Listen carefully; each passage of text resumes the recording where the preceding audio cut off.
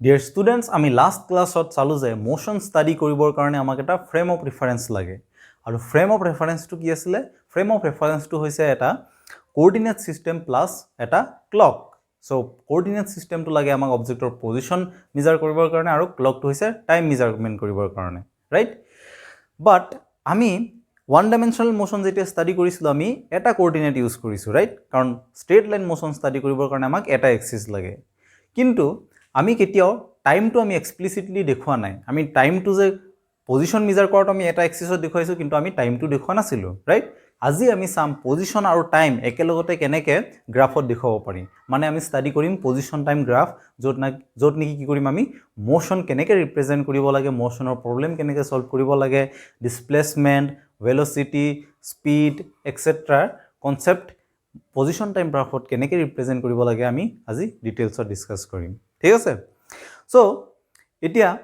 আমি আগতে যেনেকে এটা ওয়ান ডাইমেনশনাল মোশন ষ্টাডি কৰিবৰ কাৰণে এটা এক্সিস ইউজ কৰিছিলো আমি হৰাইজন্টাল ডাইৰেকচনৰ এটা এক্স এক্সিস লৈছিলো আমি এটা কি কৰিম হে এক্সিসটো আমি ভাৰ্টিকেল ডাইৰেকচনত লম ঠিক আছে সো পজিশন টাইম গ্ৰাফত আমি এবাৰ ভাৰ্টিকেল ডাইৰেকচনত এক্স এক্সিসটো লম সো তোমালোকে এটো সিধা ৰাস্তা এটা যদি গাড়ী এখন গৈ থাকে তেনেহলে গাড়ীখন যোৱা ৰাস্তাটো তোমালোকে এটো ভাবিব পাৰা ঠিক আছে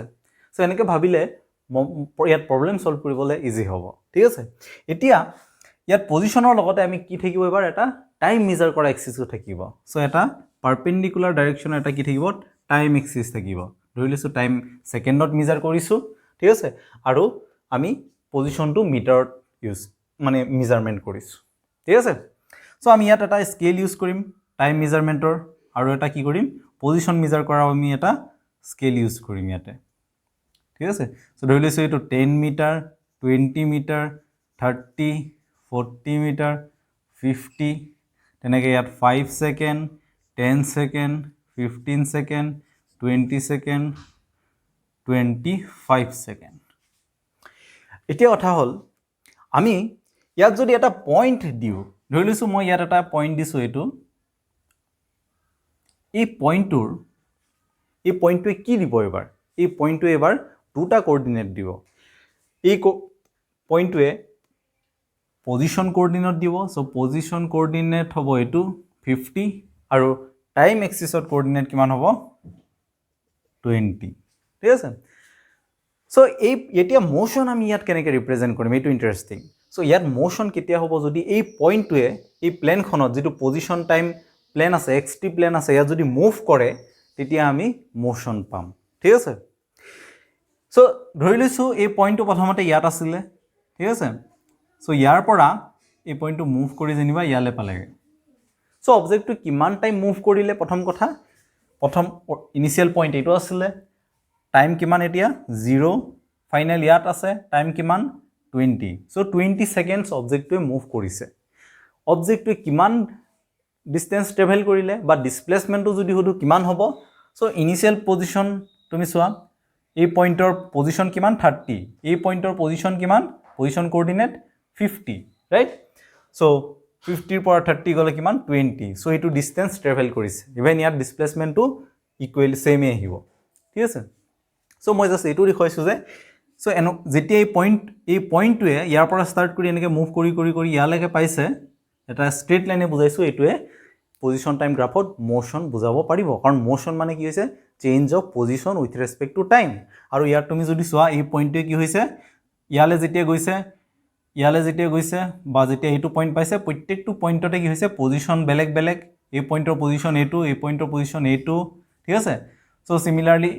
কি হৈছে টাইমও তেনেকে চেঞ্জ হৈছে আৰু টাইমৰ লগত পজিশন চেঞ্জ হৈছে সো অবজেক্টটো মোশনত আছে ঠিক আছে সো আমি প্ৰথমতে ইয়াত ৰিপ্ৰেজেন্ট কৰিব বিচাৰো অবজেক্ট এটা যেনিবা ৰেষ্টত আছে ঠিক আছে ৰেষ্টত থকা মানে কি অবজেক্টৰ পজিশন চেঞ্জ নহয় টাইম গৈ থাকিব কিন্তু অবজেক্টৰ পজিশন চেঞ্জ নহয় সো এটোক আমি ইয়াত কেনেকে ৰিপ্ৰেজেন্ট কৰিম সো ধৰি লৈছো 30 মিটাৰ ডিসটেন্সত মৰিয়াৰ পৰা 30 মিটাৰ যেনিবা ডিসটেন্সত গাড়ী এখন ৰখি আছে সো হেতুক মই ইয়াত কেনেকে ৰিপ্ৰেজেন্ট কৰিম ৰেষ্টত আছে মানে গোটেই দিনটো ৰেষ্টতে আছে সো এবাৰ মোশন নহয় ৰেষ্ট তাৰ মানে কি হ'ব পজিশন কোঅৰ্ডিনেট চেঞ্জ নহয় সো প্ৰথমতে 30 ত আছিল তাৰ পিছত ই কিমানটা থাকিব 30 তে থাকিব টাইম গৈ থাকিব কিন্তু কি হ'ব পজিশন চেঞ্জ নহয় প্ৰত্যেকটো পয়েন্ট যদি চোৱা প্ৰত্যেকটো পয়েন্টৰ কোঅৰ্ডিনেট কিমান 30 ঠিক আছে অবজেক্টটো ৰেষ্টতে আছে কিন্তু টাইম গৈ আছে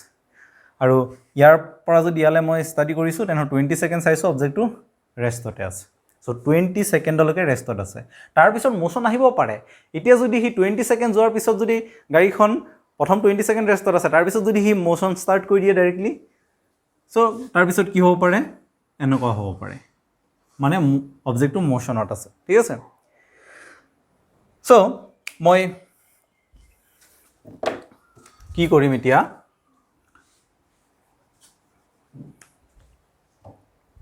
এতিয়া চাবা এই লাইনটো যেটো ইয়াৰ ডিসপ্লেসমেন্ট কিমান হৈছে টোটাল ডিসপ্লেসমেন্ট কিমান হৈছে ডিসপ্লেসমেন্ট মানে কি আছিল মই আকৌ কৈ দিছো delta x = x2 - x1 x1 মানে কি আছিল ইনিশিয়াল পজিশন মোশন স্টার্ট হোৱাৰ ইনিশিয়াল পজিশন কোনটো এটো t = 0 যেটো আছিল আৰু x2 এটো সো দুইটাৰ পজিশন কিমান 30 সো এই লাইনডালৰ কাৰণে মই যদি এটো স্ট্ৰেট লাইনডাল আকি দিও তেনেহলে এটোৰ কাৰণে কি হ'ব delta x displacement is 0 বুজি পাইছা সো ইয়াত কোনো ডিসপ্লেসমেন্ট হোৱা নাই অবজেক্টটো ডিসপ্লেসমেন্ট যদি নহয় ভেলোসিটিও 0 মানে এভাৰেজ ভেলোসিটি যদি আমি উলিয়াও এভাৰেজ ভেলোসিটিও 0 কাৰণ displacement is delta x by delta t ইয়াত delta t আছে ইয়াৰ পৰা ইয়ালে আমি মোশনটো ষ্টাডি কৰিছো কিন্তু delta x 0 সো ইয়াত কি হ'ব delta v কি হ'ব 0 সো এটা পইণ্ট মনত ৰাখিবা যেতিয়াই টাইম এক্সিসৰ প্যাৰেলাল এটা এক্সিস থাকিব টাইম এক্সিসৰ প্যাৰেলাল এক্সিসৰ কাৰণে সদায় কি হ'ব ডিসপ্লেসমেন্ট 0 তাৰ মানে ইয়াৰ ভেলোসিটিও 0 ঠিক আছে সো ৰেষ্টত থকা বুজাবৰ কাৰণে আমি সদায় টাইম এক্সিসৰ প্যাৰেলালি এটা লাইন আঁকো ঠিক আছে ওকে এতিয়া এই লাইনটো মই ওপৰলে নিদি মই যদি তললে দিও ধৰি লৈছো এইটো পইণ্টলৈকে আহিছে যেনিবা ঠিক আছে সো মই অলপ মিলাই লৈছো এই পইণ্টৰ যেনিবা কোঅৰ্ডিনেট 10 ঠিক আছে সো ইয়াৰ পৰা যদি ইয়ালে আহে এবাৰ অবজেক্টটোৱে তেনেহলে এই দুটাৰ মাজত কি ডিফাৰেন্স আছে হেটো আমি প্ৰথমতে জানিব বিচাৰিম ঠিক আছে এই অবজেক্টটো কি হৈছে ইয়ালে যেতিয়া গৈছে প্ৰথমতে 30 আছিল এবাৰ 50 ত পাইছে মই তোমালোকক কৈছিলো যে তোমালোকে এটো গাড়ীখন যোৱা ৰাস্তাটো বুলি ভাবিবা অবজেক্ট মই যে কৈছো এনেকে মুভ কৰিছে একচুয়াল অবজেক্টটো ইয়াত মুভ কৰা নাই পইণ্টটো মুভ কৰিছে পজিশন টাইম গ্ৰাফৰ পইণ্ট মুভ কৰিছে কিন্তু একচুয়াল গাড়ীখন ইয়াতে মুভ কৰি আছে ঠিক আছে সো অবজেক্টটো যেতিয়া ইয়াৰ পৰা ইয়ালৈকে গৈছে তেতিয়া অবজেক্টটো 30 পৰা 50 লৈকে গৈছে ঠিক আছে ইয়াৰ পৰা এতিয়া এইটো লাইনত যেতিয়া পইণ্টটো মুভ কৰিছে একচুয়ালি অবজেক্টটো কি হৈছে এনেকে তললে আহিছে সো এইটো পইণ্ট আহিছে সো প্ৰথম ক্ষেত্ৰত তোমালোকে যদি সো অবজেক্টটো ওপৰলে মুভ কৰিছে পজিটিভ ডাইৰেকশনত মুভ কৰিছে x ৰ ঠিক আছে সো কি হ'ব লাগে ডিসপ্লেসমেন্ট ভেলোসিটি পজিটিভ আহিব লাগে আৰু ইয়াত অবজেক্টটো কি হৈছে তললে আহিছে সো ডিসপ্লেসমেন্ট আৰু ভেলোসিটি নেগেটিভ আহিব লাগে ৰাইট সো আমি কৰি চাব পাৰো ঠিক আছে সো আমি যদি এটুক a বুলি কৈছো এটুক যেনিবা b সো দুজন মানুহ a আৰু b গাড়ী দুখন লৈ পেলাই 30 মিটাৰ ডিসটেন্সত আছে এজন আগলৈ গুচি গৈছে এজন পিছলৈ আহিছে ঠিক আছে সো আমি এতিয়া ইয়াত ডিসপ্লেসমেন্ট কিমান হ'ব সো প্ৰথমতে আমি a কেছটো ষ্টাডি কৰিছো সো ইয়াত তোমালোকে প্ৰথমতে চোৱা গ্ৰাফত ডিসপ্লেসমেন্ট উলিয়াব পাৰিলে আৰু টাইম ডিউৰেচন উলিয়াব পাৰিলে বাকি ক্যালকুলেশন একদম ইজি হৈ যায় সো প্ৰথম কথা আমাৰ এইটো মোশনত ঠিক আছে ডিসপ্লেসমেন্ট কিমান হৈছে ইনিশিয়াল পইণ্ট xi মই অলপ ডিটেইলছত লিখি দিছো গুটেখিনি ইনিশিয়াল পইণ্ট কিমান 30 আৰু ইউনিটটো মনত ৰাখিবা মিটাৰত লিখিছো আমি পজিশন ঠিক আছে আৰু x2 কিমান ফাইনাল পজিশন ইয়াৰ কিমান 50 মিটাৰ ঠিক আছে সো ডিসপ্লেসমেন্ট কিমান হ'ব total delta x is 50 - 30 metre so কিমান হ'ব এটো 20 মিটাৰ ঠিক আছে সো আমি যদি এতিয়া ভেলোসিটি এভাৰেজ ভেলোসিটি উলিয়াও এই পইণ্টৰ পৰা এই পইণ্টলৈ মোশনৰ এভাৰেজ ভেলোসিটি কিমান হ'ব এভাৰেজ ভেলোসিটিৰ কাৰণে আমি ইয়াৰ পৰা ইয়ালে টাইম ডিউৰেচন জানিব লাগিব সো এটো প্ৰথমতে t1 কিমান t1 0 আৰু t2 কিমান এটো পইণ্টৰ টাইম কৰসপন্ডিং টাইম 20 এও সেকেন্ডত আমি ইয়াত সেকেন্ডত মেজাৰ কৰিছো সো ডেল্টা t = কিমান t2 - t1 = দুইটা যদি মাইনাস কৰো 20 সেকেন্ড ঠিক আছে মই অলপ কৰি দেখাইছো ডিটেইলছত তোমালোকে কাৰণ এটা আমাৰ first calculation so position time গ্ৰাফৰ first calculation right so average velocity মানে কি delta x by delta t so delta x উলিয়াইছো ডেল্টা t উলিয়ালো কোৰ পৰা উলিয়ালো আমি গ্ৰাফৰ পৰা উলিয়াইছো সো এতিয়া কি হ'ব ডেল্টা x কিমান আমি পালো 20 মিটাৰ সো আৰু ডেল্টা টি 20 সেকেন্ড সো আমাৰ ৰিজাল্ট কিমান আহিলে 1 মিটাৰ পাৰ সেকেন্ড আৰু কি আহিছে ৰিজাল্টটো পজিটিভ ঠিক আছে সো ইয়াত আমি কি পালো তুমি চোৱা পজিটিভ আহিবই কাৰণ ভেলোচিটি মই কৈছিলো ভেলোচিটি আৰু ডিসপ্লেসমেন্টৰ যেটো ডাইৰেকশন হেতুই হ'ব কি velocity direction so displacement positive হলে ভেলোচিটিও পজিটিভে হ'ব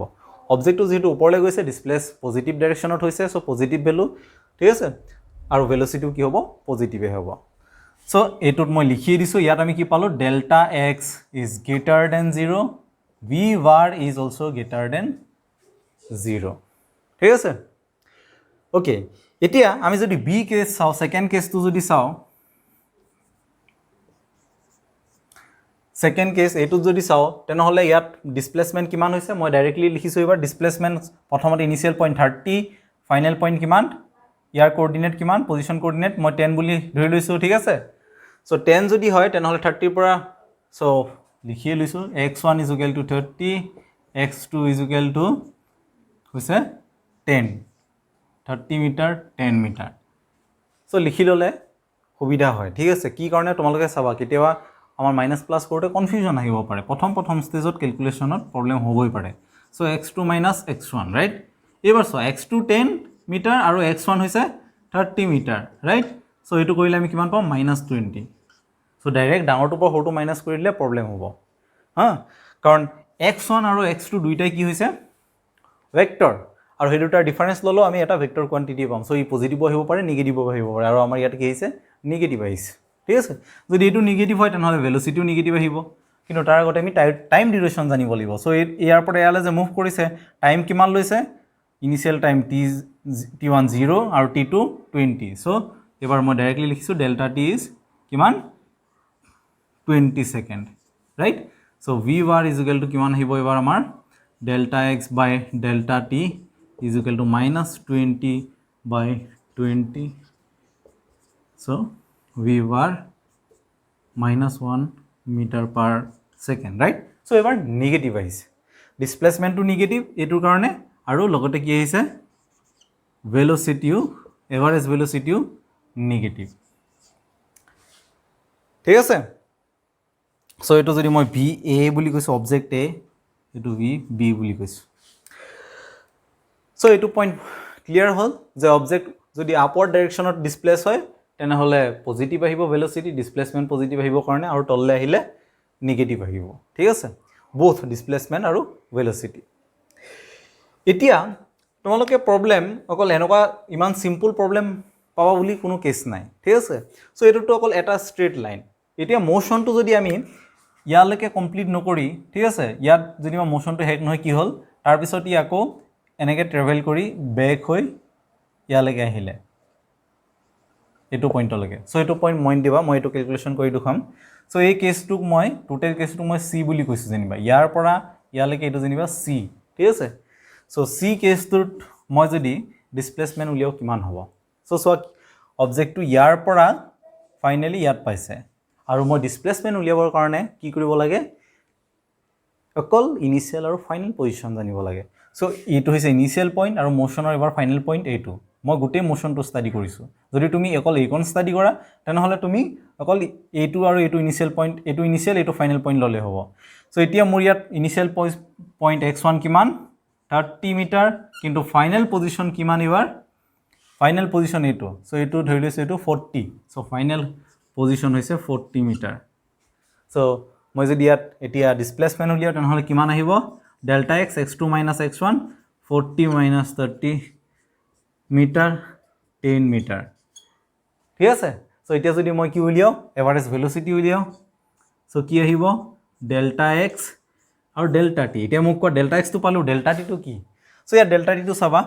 ডেল্টা t ইয়াৰ পৰা ইয়ালৈকে ঠিক আছে এটো ইনিশিয়াল পইণ্ট ইয়াৰ কোঅৰ্ডিনেট 0 এটো ফাইনাল পইণ্ট ইয়াৰ পজিশন কোঅৰ্ডিনেট কিমান 25 ঠিক আছে সো 25 যদি হয় তেনহলে 25 ৰ পৰা 0 গলে 25 সো ডেল্টা t কিমান আমাৰ এবাৰ delta t is 25 second so 10 divided by 25 second meter by second 0.4 right 0.4 meter per second right so এতিয়া অবজেক্টটো ভেলোসিটি কি আহিলে পজিটিভ আহিলে ডিসপ্লেসমেন্ট কি আহিলে পজিটিভ আহিলে রাইট সো এবাৰ পজিটিভ কি আহিলে অবজেক্টটো এটো আগফালেও মুভ কৰিছে তুমি যদি সব ওপৰলৈ ট্ৰেভেল কৰিছে এইটো পোৰশনত আকৌ এইটো পোৰশনত তললৈ আহিছে ডাউনৱাৰ্ডো আহিছে সো ওপৰলৈ গৈছে তললৈ আহিছে বাট আলটিমেটলি পজিটিভ ৰিজাল্ট কিয় আহিলে দুইটাতে ডিসপ্লেসমেন্ট আৰু ভেলোসিটি কাৰণ অবজেক্টটোৱে মুভ কৰিছিলে ওপৰলৈ 20 সোয়া 20 টোটাল ডিসটেন্স কিন্তু তললৈ ডাউনৱাৰ্ড ডাইৰেকশনত কিমান আহিলে মাত্ৰ 10 আহিলে সো আলটিমেটলি টোটাল ডিসপ্লেসমেন্ট অবজেক্টৰ ইনিশিয়াল পজিশনৰ পৰা ওপৰতে আছে ৰাইট সো ডিসপ্লেসমেন্টটো আলটিমেটলি ফৰৱাৰ্ড ডাইৰেকশনতে আছে এই কাৰণে ডিসপ্লেসমেন্ট পজিটিভ হৈছে আৰু ইউ পজিটিভ হৈছে কিন্তু এই অবজেক্টটো যদি তললৈ ডাউনৱাৰ্ড ডাইৰেকশনত আৰু আহিলেহেঁতেন ঠিক আছে আৰু যদি আহিলেহেঁতেন তেনেহলে যদি এই লাইনটো ক্ৰস কৰিলেহেঁতেন ইনিশিয়াল পজিশন 30 ৰ পৰা যদি তললৈ আহিলেহেঁতেন তেতিয়াহলে কিন্তু ৰিজাল্ট নেগেটিভ আহিব ঠিক আছে সো এটা সিম্পল কেস কিন্তু মই তোমালৈ এতিয়া প্ৰথমতে এটা ইয়া দুটা তিনটা বস্তু দেখাবলৈ মই এটো বস্তু কৰিলো যে এইটো আৰু এইটো সো এই লাইনটোৱে কি বুজায় অবজেক্টটো ৰেষ্টত থকা বুজায় প্যাৰালেল টু টাইম এক্সিস আৰু টাইম এক্সিসৰ প্যাৰালেল যদি নহয় তেনেহলে লাইন বিলাকে অবজেক্টটো মোশনত থকা বুজাব এই দুটা লাইন যেনেকে বা এইটো লাইনো যদি ভাবা ঠিক আছে কিন্তু অবজেক্ট এটা মোশনত থাকিলে অকল যে স্ট্ৰেট লাইন হ'ব তাৰ কি গ্যাৰান্টি আছে মই যে এই স্ট্ৰেট লাইন মাকিছো এৰ পৰা যেতিয়া অবজেক্টটো ইয়াৰ পৰা ইয়ালৈকে মুভ কৰিছে এবাৰ মই সি কেছটো মুছি পেলাইছো যেনিবা ঠিক আছে ইয়াৰ পৰা যে ইয়ালে পইণ্টটো মুভ কৰিছে এটো এনেকুৱা এটা লাইন আঁকিব পাৰিম তাৰ কোনো গ্যাৰান্টি নাই আমি আৰু কেনেকুৱা লাইন আঁকিব পাৰিম এই পইণ্টৰ এইটো পইণ্টৰ মাজত যিকোনো লাইন আঁকিব পাৰিম মই যদি এনেকুৱা এটা লাইন আঁকো ঠিক আছে সো এই লাইনটোৱে মোশন নবুজায় নেকি এনেকুৱা সো এইটো মোশন বুজাব ঠিক আছে এইটো মোশন বুজাব এইটো মোশন বুজাব কিন্তু ইহঁতৰ মাজত ডিফাৰেন্স আছে সো এই ডিফাৰেন্সটো কি সো মন ৰাখিবা পজিশন টাইম গ্ৰাফত আমি মোশনক দুটা টাইপত ভাগ কৰিব পাৰো এটা হৈছে ইউনিফৰ্ম মোশন যেটো স্ট্ৰেট লাইনে বুজায় আৰু এটা হৈছে নন ইউনিফৰ্ম মোশন যেটো এনেকৈ কাৰ্ভ লাইনে বুজাইছে ঠিক আছে সো এতিয়া আমাৰ এই পইণ্টটো আকৌ কামত আহিব সো স্ট্ৰেট লাইন হলে যে আকৌ ইউনিফৰ্ম মোশন হ'ব তেনেকুৱা কোনো কথা নাই মই যদি মোশন ইয়াৰ পৰা ইয়ালৈকে ষ্টাডি কৰো তেনেহলে ইউনিফৰ্ম কিন্তু মই যদি মোশন ইয়াৰ পৰা ইয়ালৈকে ষ্টাডি কৰো টোটাল তেতিয়া হলে কিন্তু মোশনটো নন ইউনিফৰ্ম ঠিক আছে ইয়া এটো নন ইউনিফৰ্ম আকৌ টোটাল যদি এটো কৰো তেতিয়াও নন ইউনিফৰ্ম কাৰণ স্ট্ৰেট লাইন মোশনটো মানে যদি ইউনিফৰ্ম হ'লে হয় অকল এটা স্ট্ৰেট লাইন হ'ব লাগিব ঠিক আছে সো এনেকৈ তাৰ পিছত আকৌ এনেকুৱা বেলেগ এটা স্ট্ৰেট লাইন হ'ব নোৱাৰিব অলৰাইট ওকে সো আমি প্ৰথমতে ইউনিফৰ্ম আৰু নন ইউনিফৰ্ম মোশন কি হয় আমি অলপ পজিশন টাইম গ্ৰাফত ডিটেইলছত চাওঁ ঠিক আছে